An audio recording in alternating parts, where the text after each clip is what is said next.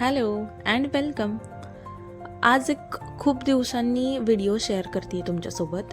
ती म्हणजे नाश्त्याची एक रेसिपी, मुगाचे आप्पे.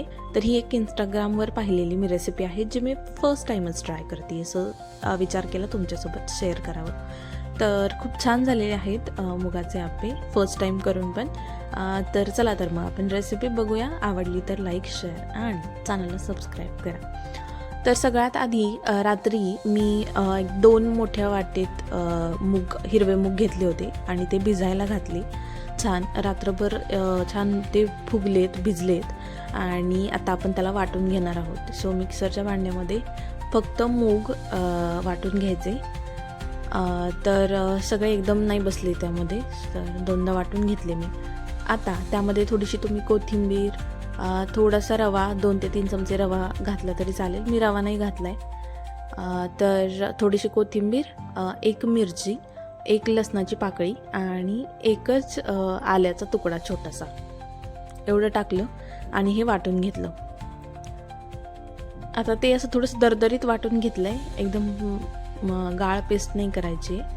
तर छान असं थोडंसं दरदरीत वाटून झालं आहे. आता मी आप्पाचा तवा गरम करायला ठेवला आहे. तोपर्यंत आपण काय करूया, त्यामध्ये एक बारीक टोमॅटो आणि एक कांदा ते मी चिरून घेतलं आहे. सो ते घालून घ्यायचं, थोडंसं चवीपुरतं मीठ घालून घ्यायचं.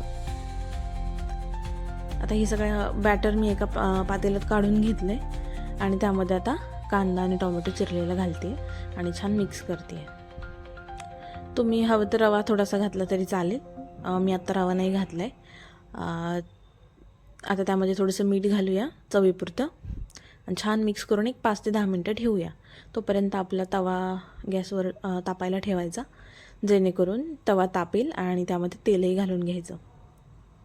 आता इथं मी मीठ घालते आहे चवीपुरतं, 1 चमचा,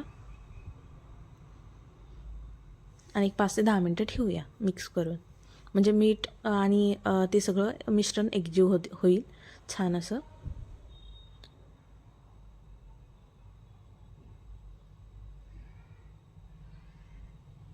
तवा आता माझं तापला आहे, त्यावर मी तेल घालून घेते थोडं थोडं सगळीकडे, जेणेकरून खाली आप्पे चिटकत नाहीत.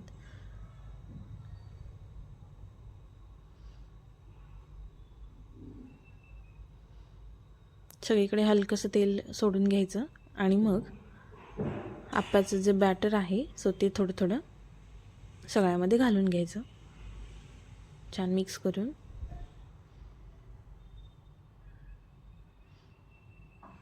फुल गॅसवर एक 5 मिनटं ठेवायचं आणि नंतर मग गॅस कमी करायचा आणि एकदा त्यावरती थोडंसं झाकण ठेवायचं. छान वाफेनी दोन्ही साईडनी झाले तर एकदा त्याला फ्लिप करून घ्यायचं. सगळ्या आप्प्यांना एकदा फ्लिप करून घेतलं की दोन्ही साईडनी ते छान स्टीम होऊन निघतात आणि कच्चे राहत नाहीत.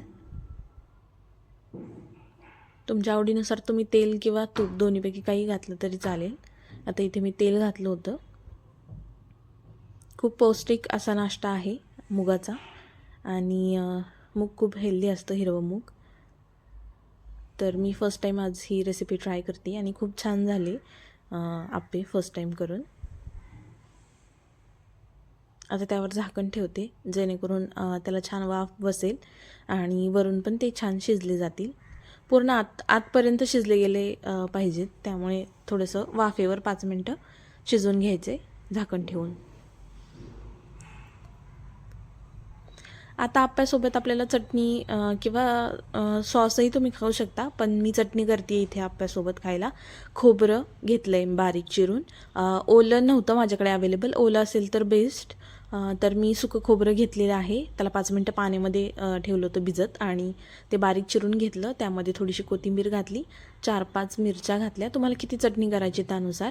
तर मला थोडीशी करायची होती, त्यामुळे मी 4 मिरच्या घेतल्या, थोडंसं तिखट हवं म्हणून. आणि 1 ते 2 लसणाच्या पाकळ्या आणि थोडंसं आलं घातलं मी आणि त्यामध्ये मीठ घालून ते छान फिरवून घ्यायचं. थोडंसं पाणी घालायचं, त्यामुळं ते छान हे होतं. आणि थोडंसं दही घालायचं, दहीसुद्धा घातलं तरी चालतं. पाण्याऐवजी दही घाला, 2 ते 3 चमचे. आता मी तर 2-3 चमचे दही घातले आणि छान त्याची अशी मस्त घट्ट अशी पेस्ट बनवून घेतली. जास्त पातळ नाही, जास्त घट्ट नाही. आता त्याला फोडणी द्यायची आहे. तर फोडणीसाठी आधी फोडणीच्या भांड्यात 2 चमचे तेल घातलं आहे मी. त्यामध्ये तेल छान गरम झाल्यावरती पहिल्यांदा मोहरी घालायची आणि मोहरीसुद्धा छान तडतडू द्यायची. त्यानंतर जिरं घालायचं आणि तुमच्याकडे जर लाल मिरची असेल, बेडगी किंवा लाल जी आपली वाळलेली मिरची असते ना, लाल जी आपण फोडणीला यूज करतो सांबराच्या वगैरे, सो ती मिरचीचा थोडासा तुकडा किंवा एक मिरची या फोडणीत घातलं तरीही छान होते. जसं आपण इडलीला वगैरे, इडलीच्या चटणीला वगैरे फोडणी देतो सेम तशीच, आणि सेम तशीच केलेली आहे मी चटणी. तर आता हे त्या चटणीवर घालून घ्यायची फोडणी आणि छान मिक्स करायचं, म्हणजे आपली चटणीसुद्धा रेडी होईल. तर ह्या क्वांटिटीमध्ये मी चटणी बनवलेली होती आणि झाली चटणी तयार. त्यामध्ये मीठही घातलेलं आहे आपण ऑलरेडी. आता छान सर्व करून घेतले आप्पे आणि टेस्टही केले. तर खूप छान झाली आहे रेसिपी. आवडली असेल तर लाईक, शेअर, कमेंट करा. बाय.